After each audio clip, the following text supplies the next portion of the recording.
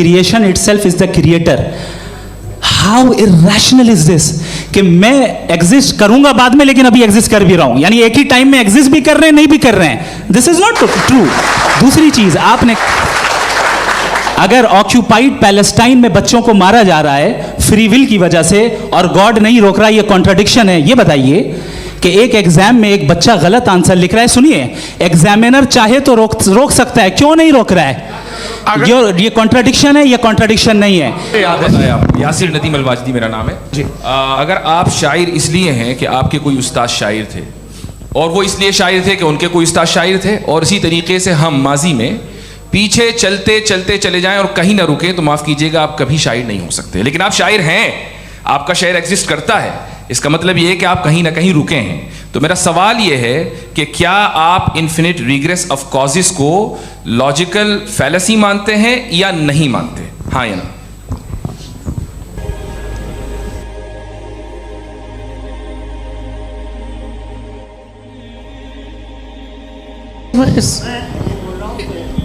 भैया आपने बहुत अच्छा जस्टिफिकेशन दिया। या आप वो जो वहाँ के प्राइम मिनिस्टर इजराइल के उन्हें भेजिए, वो बहुत खुश होंगे। आप जस्टिफिकेशन दे देना कि अगर गॉड नहीं है तो बच्चे क्यों मर रहे हैं, आप बताएं। वो ये सवाल पूछ रहे हैं कि अगर आप ईश्वर का अस्तित्व नहीं मानते हैं तो उन बच्चों की मौत को आप कैसे इंटरप्रेट करते हैं? भाई ये दुनिया जो है, जो ताकतवर लोग होते हैं वो एक नाइंसाफ़ी करते हैं। तो ये अच्छा काम है आपके नज़दीक, तो नेचर नाइंसाफ़ी पे मबनी है। अरे मेरे भाई, आप नेचर की कहाँ बात कर रहे हैं, तो इंसान की बात कर रहे हैं। तो फिर जब मैं इंसान की बात कर रहा था आप नेचर की बात करने लग गए। क्रॉस एग्जामिनेशन नहीं। हाँ, अब आप मुझे बोलने नहीं देंगे तो अलग बात है, आप बोलिए, मैं मुझे कोई जल्दी नहीं। जी नहीं, ये क्रॉस एग्जामिनेशन। मुझे बोल तो लेने दीजिए। जी बोलिए। ठीक है। बात ये है कि ह्यूमन सोसाइटी तभी साथ में रह सकती है जब वो मोहब्बत से, एकता से, एक दूसरे के एहतराम करके रहे। इसके अलावा पॉसिबल नहीं है, अकेले तो इंसान रह ही नहीं सकता। वहाँ पर कुछ लोग हैं जो फाउल करते हैं, वो फाउल हमेशा से तारीख में होता आया है। आज ये हो रहा है, जो हो रहा है बहुत बुरा हो रहा है, बहुत जालिमाना है, बहुत जाबराना है। उसको आप कहें कि ये बच्चों को कॉम्पनसेशन मिल जाएगा या इसकी इंजेक्शन है। इंजेक्शन तो हेल्थ के लिए दिया जाता है। आप ये कह रहे हैं कि ये बच्चों की जो धज्जियाँ उड़ रही हैं ये इंजेक्शन है, ये टेस्ट है, ये टेस्ट है, और उस टेस्ट में उनको ऐसा रिकॉम्पेंस मिलेगा जो आपके तस्वुर के बाहर है। ये आप 3 बरस के बच्चे को बारूद से उड़ा के टेस्ट ले रहे हैं। वाह, वो नहीं ले रहा है, खुदा नहीं उड़ा रहा है, इजराइल उड़ा रहा है। जी, ये तो उसको कंडेम अगला सवाल लेते हैं। अगला सवाल लेते हैं प्रोफेसर पुरुषोत्तम अग्रवाल। मुफ्ती साहब, एक निवेदन आपसे है कि कम से कम थोड़ा सा माइक क्लोज एक रिलीजियस और फिलोसफिकल कर मैं प्लीज। एक रिलीजियस और फिलोसफिकल ट्रेडिशन है जो ब्रह्मांड को यानी यूनिवर्स को ही अंतिम मानती है। सर्वम खलु इदम ब्रह्मम, this is Chhandogya Upanishad, and it completely rules out the existence और नेसेसिटी, आपके शब्दों में necessity of a creator. The creation itself is the creator. तो एक मिनट प्लीज। दूसरा जो सवाल आपने अभी, जो आप बार बार कह रहे हैं कि भगवान creation itself is the creator, भाई हाउ इरेशनल इज दिस कि मैं एग्जिस्ट करूंगा बाद में लेकिन अभी एग्जिस्ट कर भी रहा हूं, यानी एक ही टाइम में एग्जिस्ट भी कर रहे हैं नहीं भी कर रहे हैं। This is not true. अगर मैं फ्री विल से उसको अपोज करता हूं तो ईश्वर की विजडम और मेरी फ्री विल में कॉन्ट्राडिक्शन है। Because when I am opposing whatever is happening in Gaza, then I am opposing the God's will और गॉड्स विजडम। जवाब लेते हैं क्योंकि तो गॉड की विजडम में, एक मिनट सर प्लीज सर, ये एक जुमला, गॉड की विजडम है कि गाजा में जो कुछ हो रहा है वो हो रहा है, मैं उसको अपोज कर रहा हूं तो मैं गॉड की विजडम के खिलाफ जा रहा हूं। एक सवाल। दूसरा ये नहीं, आपने 2 ऑलरेडी। सर आप और सवाल कर लें लेकिन मुझे 2 जवाब दे। पहले आपने ये कहा, सुनिए मेरी बात सुनिए। इजराइल के गॉड के मुताबिक तुम्हारा ठीक हो रहा है ना? नहीं हो रहा है, ठीक नहीं हो रहा है। मैं बता रहा हूँ क्या हो रहा है, आप तशरीफ रखें, मैं बता रहा हूँ क्या हो रहा है। Let me complete please. एक सेकंड गाइस, एक सेकंड। ये देखिए, ऐसा है कि ये सब बड़ा आपस में विचार विमर्श के बाद ये तय हुआ था कि कुछ नियम बना लिए जाएं ताकि एक टाइम बाउंड बातचीत चले। और भाई साहब, आप बड़ा ज़रूरी काम कर रहे हैं लेकिन कैमरे के फ्रेम में आके उस काम को गड़बड़ कर दे रहे हैं। ठीक है गुरु, अब मेरे को कहीं का गुस्सा कहीं निकालना था, सॉरी। नहीं, कोई गुस्सा नहीं है जी। तो प्रोफेसर ने सवाल पूछे, आप उनके जवाब दें, और थोड़ा ये सब लोग थोड़ा ख्याल रखें भाई, सवाल संक्षिप्त रखें जी। आपने 2 सवाल किए।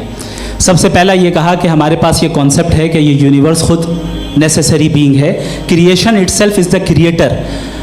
हाउ इरैशनल इज दिस कि मैं एग्जिस्ट करूंगा बाद में लेकिन अभी एग्जिस्ट कर भी रहा हूं, यानी एक ही टाइम में एग्जिस्ट भी कर रहे हैं नहीं भी कर रहे हैं। This is not true. दूसरी चीज आपने कहा कि अगर इजराइल में सॉरी माफ कीजिएगा, Israel doesn't exist, occupied Palestine में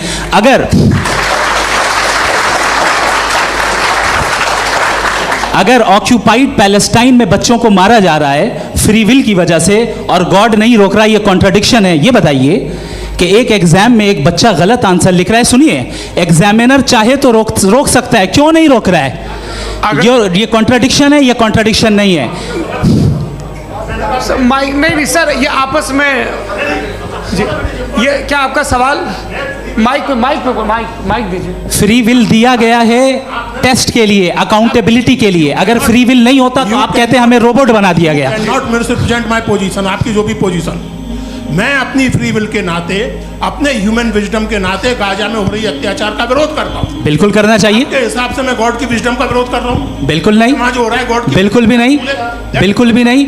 उसका वहां पर गाजा में कत्ल होना ये इंसानों के गलत इस्तेमाल का नतीजा है, फ्री विल के इस्तेमाल का नतीजा है। गॉड इसका हुक्म नहीं देता, उससे रोकता है। यही तो मसला है ना, आपके लिए कॉन्सेप्ट क्लियर नहीं भाई, आपने तो बताया था इंजेक्शन लगाने से बच्चे को तकलीफ होती है, ये इंजेक्शन लगा। सर आप ऐसे रेटोरिक स्टेटमेंट दे तब तो कोई मसला नहीं समझते रहेंगे। This is a rhetoric statement, this is not a logical argument sir. I am sorry, I am sorry. आखिरी 30 मिनट बड़े मुश्किल होने वाले हैं। जी मुफ्ती साहब आगे बैठे हैं, इनको माइक दीजिए। हाँ तरुण, माइक आप अपने पास रखिए, आपको कैमरे का फ्रेम पता है जी। सबसे पहले दोनों को मुबारकबाद। एक सर अपना आप नाम बता दें। आप अमेरिका में शिकागो में रहते हैं, इतना मुझे याद है। बताया आप, यासिर नदीम अलवाजदी मेरा नाम है। जावेद सर आपसे एक क्वेश्चन है इन्फिनिट रिग्रेस के ताल्लुक से। एक हाइपोथेटिकल सिनेरियो है, मसलन अगर आप सर माइक थोड़ा सा प्लीज क्लोज रखिए। ओके जी। अगर आप शायर इसलिए हैं कि आपके कोई उस्ताद शायर थे और वो इसलिए शायर थे कि उनके कोई उस्ताद शायर थे, और इसी तरीके से हम माजी में पीछे चलते चलते चले जाएं और कहीं ना रुके, तो माफ़ कीजिएगा आप कभी शायर नहीं हो सकते। लेकिन आप शायर हैं, आपका शायर एग्जिस्ट करता है, इसका मतलब ये है कि आप कहीं ना कहीं रुके हैं। तो मेरा सवाल ये है कि क्या आप इन्फिनिट रिग्रेस ऑफ कॉजेस को लॉजिकल फैलेसी मानते हैं या नहीं मानते? हाँ या ना? मैं इन्हें लॉजिकल फैलेसी नहीं मानता हूँ, लेकिन मेरा प्रॉब्लम यह है कि जब मैं नहीं मानता हूँ तो I continue with this logic जो फैलेसी नहीं हो। आप एक जगह रुक जाते हैं जाके, आप कहते हैं ये गेंद कैसे बनी, ये जजीरा कैसे बना, ये समंदर कैसे बना, ये ज़मीन कैसे बनी, और अचानक गॉड पे जाके आपको ब्रेक लग जाता है। एक बार आप सवाल नहीं करते कि भाई इनको बनाने वाला तो इनसे भी कॉम्प्लिकेटेड होगा, वो कैसे बना, उसके बारे में आपने इत्मीनान कर लिया वो हमेशा से। तो अगर आप उसे हमेशा से मानते हैं तो फिर ये मान लीजिए कि कायनात हमेशा से, क्या तकलीफ है? हम वजूद में नहीं आते जी हैं?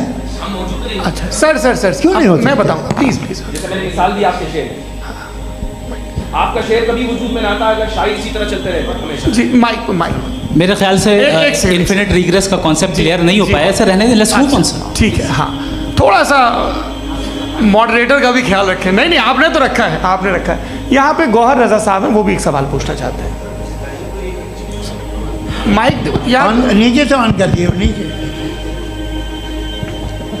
पहले तो ये कह दूं कि मैं उन बच्चों से शर्मिंदा हूं जिनको गज़ा में कत्ल किया गया,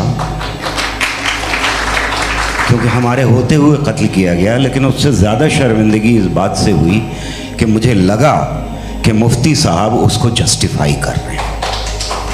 बिल्कुल भी नहीं, आप बहुत ही गलत। मुझे लगा मैं गलत हो सकता हूँ। बिल्कुल गलत मैं है। सवाल पूछ रहा हूँ, मैं सवाल पूछ रहा हूँ। मैं जावेद भाई से डिसएग्री करता हूँ। एक सेकंड देखिए, अगर देखिए ऐसा एक सेकंड आप सर वेट अरे आप कुछ मेरे पहले मुझे अपनी बात कह लेने दीजिए। अगर ऑडियंस तय करेगी तो फिर मॉडरेटर का मतलब नहीं। मेरा आप सबसे ये कहना है, ये बहस दो लोगों के बीच में है, एक तरफ मुफ्ती साहब, एक तरफ जावेद साहब। पिछले 1.5 घंटे से ये लोग अपने अपने तर्क रख रहे हैं। आपकी इनसे इत्तेफाकी हो सकती है, ना इत्तेफाकी हो सकती है। मेरे उस्ताद मुझे सिखा गए हैं कि मुखामुखम में असहमति की गुंजाइश बची रहनी चाहिए। अगर मैं आपकी बहुत इज्जत करता हूँ गौहर साहब, आपने जो कमाल की किताबें लिखी साइंटिफिक टेम्परामेंट, लेकिन मेरी ये गुजारिश है आप सबसे कि यदि आप इन लोगों ने जो बोला उन पर टिप्पणियां करेंगे तो ना वक्त की पाबंदी रहेगी ना वो अनुशासन। आप सवाल पूछ लें, उस सवाल में जो बात आ जाए वो आ जाए। मैं जावेद साहब से डिसएग्री करता हूँ, इसलिए जावेद साहब से सवाल पूछ रहा हूँ। आपका सवाल जावेद अख्तर साहब से। और सवाल ये है मेरा कि जावेद साहब ने कई बार लॉजिक का इस्तेमाल किया कि साइंस में लॉजिक है और रिलीजन में लॉजिक नहीं है। मेरा ख्याल ये है कि रिलीजन में भी लॉजिक है, लेकिन उस लॉजिक की बेसिस ये है कि आप रुक जाते हैं, जिसका जिक्र जावेद साहब ने बार बार किया, यानी खुदा के तसव्वुर पे आते हुए, गॉड के तसव्वुर पे आते हुए रुक जाते हैं। और इसमें सवाल पूछना मतलब फॉरबिडन होता है। सवाल ये है कि क्या जावेद साहब इससे एग्री करते हैं कि साइंस की लॉजिक अलग है और रिलीजन की लॉजिक अलग है? बताइए सर। देखिए, तीन चीज़ें हैं। साइंस है, एक है मंतिक है, इस्तिदलाल है, और एक जो है कुछ भी नहीं है, फेथ है, अकीदा है। मैं अकीदे की लॉजिक का कायल नहीं हूँ। मुझे आप इस्तिदलाल से, लॉजिक से, रीज़न से समझाइए, मैं मानने को तैयार हूँ, मेरा क्या नुकसान होगा। लेकिन ये कि अकीदे पे मैं नहीं जा सकता हूँ। अकीदे का मतलब है कि तुम ये मान लो, सवाल ना करो, ये नहीं। आप सारी बातें करके, बड़ी साइंटिफिक बातें करके एक जगह जाके खुदा के हुदूद पे रुक जाते हैं, सरेंडर कर देते हैं। मैं सरेंडर करने को तैयार नहीं। That's all. जी, ये आगे सर बैठे हुए हैं, इनको माइक दीजिए। भाई वो आप पूछना चाह रहे थे ना भाई? हाँ, नहीं मैं ये जी, आपका नाम? आसिम इफ्तिखार। आसिम जी, पूछिए। सर, जावेद सर से सवाल है कि आपने अपने क्लोजिंग माइक थोड़ा करीब है। अपने क्लोजिंग स्टेटमेंट में ये बात कही थी कि मज़हब का जो फ्यूचर है वो ज़्यादा दिन नहीं जाने वाला है, लेकिन मैं देख पा रहा हूँ कि जो ऑक्सफोर्ड यूनिवर्सिटी की एक स्टडी है 2011 में हुई है, जिसके 50 एकेडमिशियंस ने इसको अंजाम दिया था, उसमें वो ये कहते हैं कि जो फेथ इन गॉड है वो इनबिल्ट है ह्यूमन नेचर के अंदर, जिसको हम कहते हैं फितरत के अंदर शामिल है वो। और वो ये कहते हैं कि अगर कोई ये समझता है कि मज़हब को वो ख़त्म कर देगा तो ये उसकी गलत फहमी है। तो आप इसके बारे में, इस स्टडीज़ के बारे में क्या कहते हैं? ठीक है, मैं उनसे एग्री नहीं करता हूँ। वो कौन से प्रोफेसर होंगे? ऐसा उनके क्या पास डेटा है, इन्होंने डेटा के बेस होगा। डेटा क्या हो सकता है? फ्यूचर का डेटा तो नहीं हो सकता ना उनके पास, प्रेजेंट का डेटा हो सकता है। डेटा आपने सुना 100 साल पहले का बाद का डेटा? मैंने तो नहीं सुना आज तक। तो आज उनकी ये राय है और होगी राय, ठीक है। दुनिया में तरह तरह की राय है लोग, लेकिन मैं समझता हूँ कि वक्त के साथ इंसान ज़्यादा से ज़्यादा रीज़नेबल और लॉजिकल होता जा रहा है। आज आप देखिए वेस्टर्न यूरोप में क्या परसेंटेज है नॉन बिलीवर्स की, बहुत हाई। वहाँ चर्च खाली पड़े होते हैं। तो अल्टीमेटली तो इंसान कोई ऐसी बात बहुत अरसे तक नहीं मान सकेगा, चाहे गलत या सही, जो उससे उसके दिमाग को, उसके जहन को, उसकी लॉजिक को अपील लगे। वो कह रहे हैं तो ऑक्सफोर्ड के होंगे तो कैम्ब्रिज के होंगे, मुझे क्या लेना देना। उनका डेटा मुस्तकबिल का नहीं हो सकता है। जी दीपक, हाँ पूछिए। मैं आऊँगा, अभी पीछे की साइड भी आऊँगा, माइक वहीं भेजूंगा 2-3 सवाल के लिए। जी जावेद साहब, आपसे सवाल है। नमस्ते। अरे भाई सर, अगर आप ही लोग को तय करना है तो फिर 200 लोग तय कर लें। ये एक साथ नहीं sir, please don't do this sir. Everybody has a right sir, but we can only take selected questions. No sir, अरे ये यंग लोग भी हैं तो इनकी ये अब उतने यंग, भाई आप यंग हैं कि नहीं हैं? एक मिनट, वो कह रहे हैं वो भी यंग हैं पूछ रहे ना साहब, भाई। आप उनकी नौजवानी पर दावा उनको ही करने थे। हाँ मुफ्ती साहब, आप यंग, हाँ पूछे। अरे भैया सर, मेरा सवाल ये है। कुछ इनसे भी तो पूछो जी नहीं, बस आपसे एक सवाल है। जैसे थीस्टों के पास अपने जो ईश्वर को मानते हैं उनके पास अपने सोशल गेट टुगेदर्स हैं। 5 रोज़ आज क्रिसमस आने वाला है, होली है, दिवाली है, ईद है। एथिस्ट क्या ऑफर कर रहे हैं? मतलब मैं इनकी दुकान से मैं आना चाहता हूँ उस तरफ, पर मैं अट्रैक्ट नहीं हो पा रहा हूँ। मैं सोशल गेट टुगेदर्स क्या है आपके पास? वो ये कह रहे हैं कि जो धार्मिक लोग हैं, अलग अलग धर्म के लोग, उनके उत्सव त्योहार, कॉन्ग्रेगेशन बहुत हैं। अब आपको मैं एक सुनाता हूँ, यहाँ हिस्टोरियन भी बैठे हैं। मृदुला जी, आप बताइएगा सही है क्या? ये एक कॉन्स्टेंटाइन, एक ग्रीक रोमन बादशाह था जो क्रिश्चियनिटी आने के 400 साल बाद उसने डिसाइड किया कि मैं क्रिश्चियन हो जाऊंगा, मेरी पूरी स्टेट कैंसिल हो जाएगी। उस ज़माने में ऐसे ही होता था, राजा जो धर्म इख्तियार करता था वो जनता भी कर लेती थी। इसलिए कि वो हो गया था बैंकक्रप्ट और उसे जो मेडिटेरियन कोस्ट के रिच क्रिश्चियन वो थे मर्चेंट, तो उससे पैसा चाहिए था। तो उसने कहा यार क्रिश्चियन हो जाओ। तो उसने अपने वजीर से कहा कि भाई ये हिस्ट्री है कि अब हम लोग क्रिश्चियन हो जाते हैं। पहले सर हो जाएंगे, कोई प्रॉब्लम नहीं है, लेकिन एक प्रॉब्लम ये है कि 17 दिसंबर से 25 दिसंबर तक जो पेगन फेस्टिवल होता, जो पेगन जो फेस्टिवल होता है वो बंद हो जाएगा, इसलिए कि हम क्रिश्चियन हो गए तो होगा नहीं। तो वो बच्चों को बहुत बुरा लगेगा, पब्लिक को बहुत इन्जॉय करते हैं, ख़ासतौर से 25 तो मेन डे। उसने कहा ये तो सही कह रहे हो, ये जीसस क्राइस्ट की पैदाइश कब थी? पहले साहब वो अप्रैल में थी, नहीं कट करो, वो 25 दिसंबर को है। ये हकीकत है जी। और 400 साल बाद क्रिश्चियनिटी के अप्रैल से दिसंबर ले आए, और इसलिए कि यहाँ पेगन फेस्टिवल होता था। अब मनाते हैं आप आराम से। ये जो सारे फेस्टिवल हैं ये रिलीजन से, हर एक को एक इंटरटेनमेंट डिपार्टमेंट चाहिए होता है अपनी कंपनी चलाने के लिए। तो ये रिलीजन ने, ये सेकुलर त्यौहार थे जिन्हें रिलीजन्स ने ले लिया है। ये मौसम के थे, फसलों के थे, किसानों के थे, उसको आपने लेके रिलीजियस रंग दे दिया। ये कोई रिलीजन से थोड़ी आए हैं आप। अच्छा हमें देखिए, हम तो मुल्द हैं, हम ईद मनाते हैं, हम दिवाली मनाते हैं, हम होली मनाते हैं, हम क्रिसमस मनाते हैं। बम्बई की फिल्म इंडस्ट्री की सबसे बड़ी होली हमारे घर में, सबसे बड़ी ईद हमारे घर में। वो हमारी सोशल वो है, हमारे हेरिटेज है। ऐसा थोड़ी है कि we will throw the baby along with the water.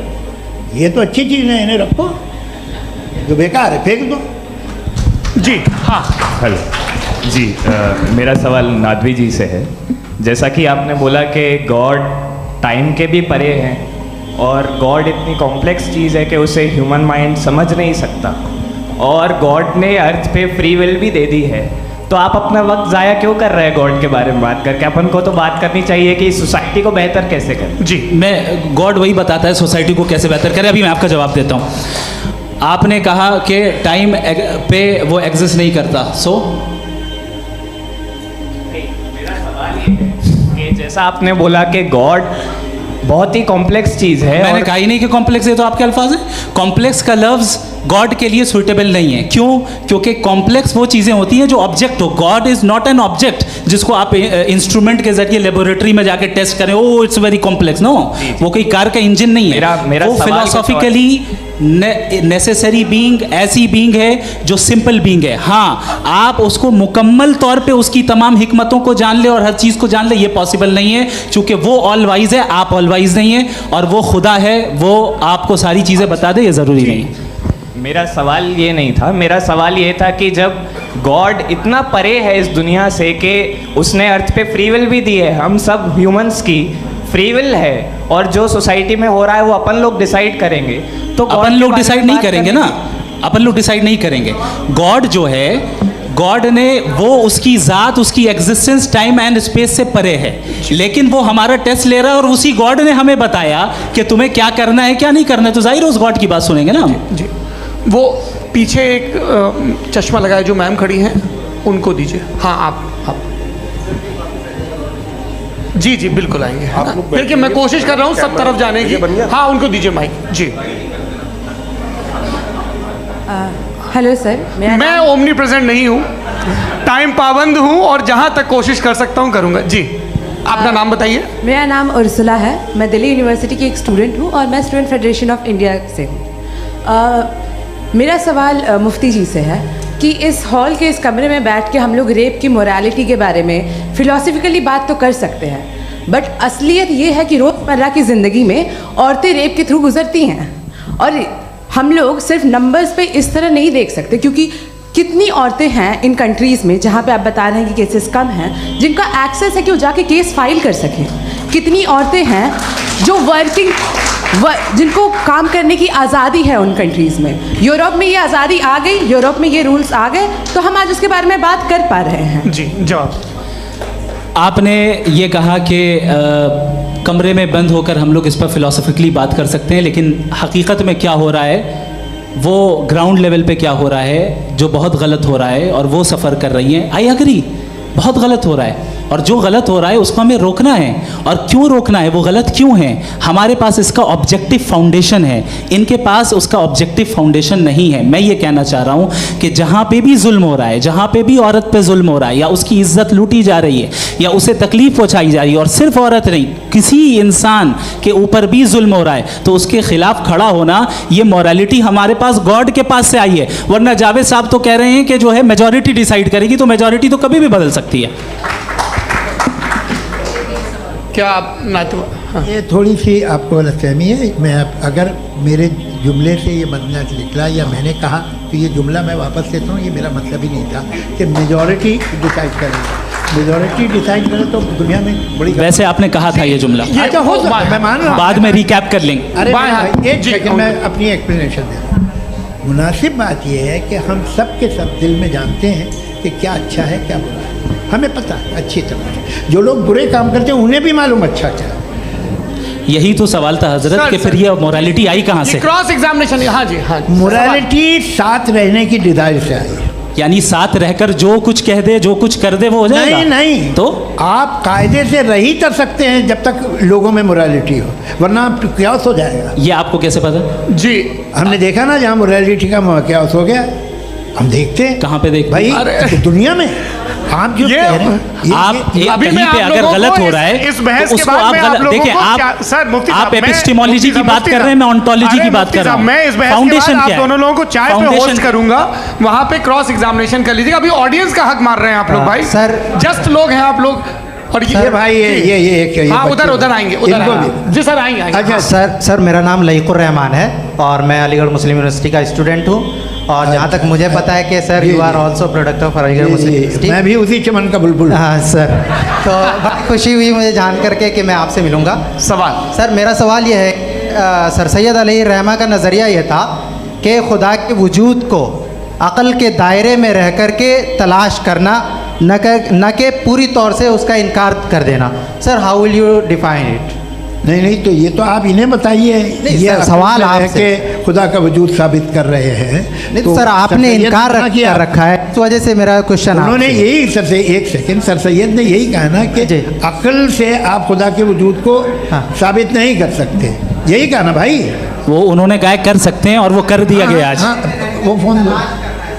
तलाश करना या साबित करना अक्ल से अक्ल से नहीं हो सकता। अरे सवाल तो सुन लीजिए जी। अक्ल से नहीं हो सकता है, यही कहा ना आपने।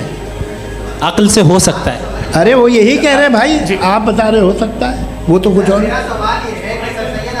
आप अगर सर देखो नौजवान फोन ले लो, वो इतनी कमाल की यूनिवर्सिटी है। अरे भाई दे दो जरा, एक मिनट दे दो भाई, मेरी बात सुनो, माइक पे बोलो ताकि जो लाखों लोग देख रहे हैं। माइक दे दो ना। अरे देंगे ना माइक, तुम ठहरो तो। हाँ सर, मेरा सवाल ये था कि सर सैयद अलैहि रहमा का एक नज़रिया था अपना कि खुदा का जो वजूद है उसको अक़ल के दायरे में रह कर के तलाश करना है, न कि पूरे तौर से इनकार कर देना है। ये उनका कॉन्सेप्ट था। लेकिन मेरा सवाल ये है कि आप इसको कैसे डिफाइन करते हैं, एक्सप्लेन कैसे करेंगे? मैं आपसे जानना चाहता हूँ, क्योंकि you are the product of Aligarh Muslim University. मुझे अक़ल के दायरे में रख के मैंने बहुत तलाश की, मुझे मिला नहीं। हाँ ये इधर वो चश्मा लगाए जो, हाँ उनको दे दीजिए। जी जी फटाफट पूछिए, बस 5 मिनट है, 5 मिनट में खत्म हो रहा है। हाँ अस्सलाम वालेकुम मुफ्ती साहब। एंड मेरा सवाल जावेद अख्तर साहब से। क्या नाम है आपका? अरे भैया सब मुझे पूछ रहे हो। फैज पूछिए फैज साहब। तो मेरा सवाल ये है कि अभी जो एथियस्ट है वो problem of evil argument use कर रहे हैं अगेंस्ट मुस्लिम्स, राइट? कि इस दुनिया में इतना सारा ईविल है और अगेंस्ट मुस्लिम तो यहाँ अगेंस्ट थियस्ट। हाँ थोड़ा सा करेक्ट कर लीजिए भाई, पूरी मशक्कत ही इसी बात की थी कि किसी एक मजहब पे बात न टिके। जी, तो बेसिकली ये आर्ग्यूमेंट ऐसा है कि इस दुनिया में इतना ज़्यादा ईवल एग्जिस्ट करता है और अगर एक ऑल गुड गॉड है तो वो रोकता क्यों नहीं है? लेकिन इस सवाल में एक हिडन अजम्पशन ये है कि इस दुनिया में ईवल एग्जिस्ट करता है। अब एथियस्ट ये कैसे ऑन्टोलॉजिकली प्रूव कर सकते हैं कि इस दुनिया में ईवल एग्जिस्ट करता है? मैं आपको बताता हूँ, थोड़ा सा समझा। नहीं सर हम लोग इनको सुनने आए। नहीं please don't do that. I want to explain ontology. नहीं हम समझ गए सर। इनको अब जवाब देने दीजिए। अच्छा सवाल पूछ लो मैं। अभी तक क्या था वो मैं थोड़ा सा ऐड ऑन कर लेता हूँ। तुम गुरु, तो हम जब इसका राउंड 13 करेंगे ना तब तुमको स्टेज पे बिठाएंगे। जी जी तो हाँ जल्दी से। तो देखिए एथियज्म के हिसाब से सब कुछ रैंडमली बन गया है, सब कुछ एटम्स और मॉलिक्यूल्स है। एक पत्थर में और मुझ में सिर्फ इतना फर्क है कि हम लोग एटम्स और मॉलिक्यूल्स का अलग अलग रीअरेंजमेंट है। अब एक पत्थर को कोई इंसान तलवार से 2 टुकड़ों में काट दे या मुझे, according to atheism it is same, there is no evil and good according to atheism. जी जी अच्छा, फैज साहब का सवाल ये है कि हाँ, कोशिश भी करते तो इससे गलत सवाल नहीं कर पाते। एक लाइफ फॉर्म है और लाइफ फॉर्म में फीलिंग्स हैं, मतलब लाइफ फॉर्म सुनता है, देखता है, टेस्ट कर सकता है, फील कर सकता है, तो उसकी जो ये जो क्वालिटी इस बबल में आ गई हैं तो वो जानवर में भी है, इंसान में भी है। तो जाहिर है कि उसे कोई तकलीफ पहुंचेगी, तो चूंकि उसके पास वो सेंसिटिविटी है तो मैं करेगा। पत्थर में वो सेंसिटिविटी नहीं है। तो ये क्या सवाल हुआ कि अगर पत्थर को काटा तो पत्थर को तकलीफ नहीं होती, तो आपको काटे तो आपको क्यों तकलीफ हो? बैठ जाइए जी। हाँ अगला सवाल, हाँ पूछे जी। जावेद अख्तर साहब। अरे भैया सब आप लोग मुफ्ती साहब को छोड़ रहे हैं तो मेरे ही पीछे पड़े हैं क्या? फिर चलो बोलो भाई। You asked how God can exist when children die in Gaza. हाँ? You asked how God can exist when children die in Gaza, and you also mentioned the rise of atheism in Europe. But the same events also are leading many atheists and non-believers to turn towards faith. How do you interpret this contradiction, where suffering pushes some away from God, yet brings others closer to belief? देखिए आपको एक बात बताऊं, दुनिया perfect तो कहीं भी नहीं है, हर जगह कुछ खामियां हैं। बेटा एक मिनट, मैं आप ही को कहेंगे, देखो वो तो कुछ खामियां, कमज़ोरियां, खराबियां सब जगह है। लेकिन अगर देखोगे ईमानदारी से कि दुनिया सबसे ज़्यादा महज़ब कहाँ है, एक आम शहरी को कहाँ हुकूक हासिल हैं, वो बोल सकता है, अपनी मर्ज़ी से काम कर सकता है, अपनी मर्ज़ी से राय दे सकता है, हुकूमत के ख़िलाफ़ बोल सकता है, बरसर इक़्तिदार लोगों के बारे में बोल सकता है, सरमायादारों के ख़िलाफ़ बोल सकता है। तो आपको ये स्कैंडिनेवियन कंट्रीज़ में मिलेगा, वेस्टर्न यूरोप में मिलेगा। मैं नहीं कह रहा वो परफेक्ट है, बिल्कुल नहीं, वहाँ बहुत ख़राबियाँ भी हैं, परफेक्ट तो कोई नहीं। लेकिन जिन जिन मुल्कों में, लैटिन अमेरिका देखो, गल्फ़ देखो, वहाँ पर आपको ये ज़रूर है कि रेप नहीं होते होंगे।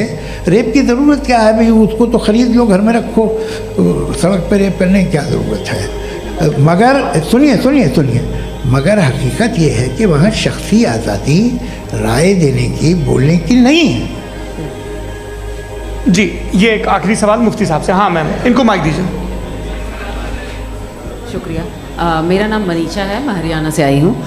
मैं मुफ्ती साहब से एक बात पूछना चाहती हूँ। आप बार बार जावेद साहब को कॉन्ट्राडिक्ट तो कर रहे हैं कि आपने ये कहा, लेकिन आप भी अजम्पशंस के बेसिस पे बात कर रहे हैं। आपने खुदा के होने का कौन सा प्रूफ पेश किया है, खुदा की एग्जिस्टेंस का? अब इस सवाल को अलग रहने दीजिए, कौन एथीस्ट है कौन नहीं है। और दूसरी बात जो आपने एक छोटी सी कही थी कि ये फ्री विल का इस्तेमाल करता है इंसान अपनी, लेकिन इस फ्री विल का इस्तेमाल में मतलब खुदा ने ये दे दी सबको ये इजाज़त कि वो कितना घिनौनापन और कितने ज़्यादा ख़राब से ख़राब तरीके इस्तेमाल कर सकते हैं। जवाब सुनते जी। आप फ्री विल को मानती हैं ना? ये अब कहती है कि फ्री विल नहीं है ना? मानती है ना? तो अब आपके पास इसका कोई एक्सप्लेनेशन नहीं है कि अगर एक इंसान उस फ्री विल का इस्तेमाल करके गलत काम कर रहा है और बच के अच्छी ज़िंदगी गुजार के निकल जा रहा है, उसका कोई रिकम्पेंस नहीं है। हमारे वर्ल्ड व्यू में जो इंसान गलत काम कर रहा है उसको भी रिकम्पेंस यानी उसका बुरा बदला मिलना है, और जो सही काम कर रहा है उसको सही बदला मिलना है।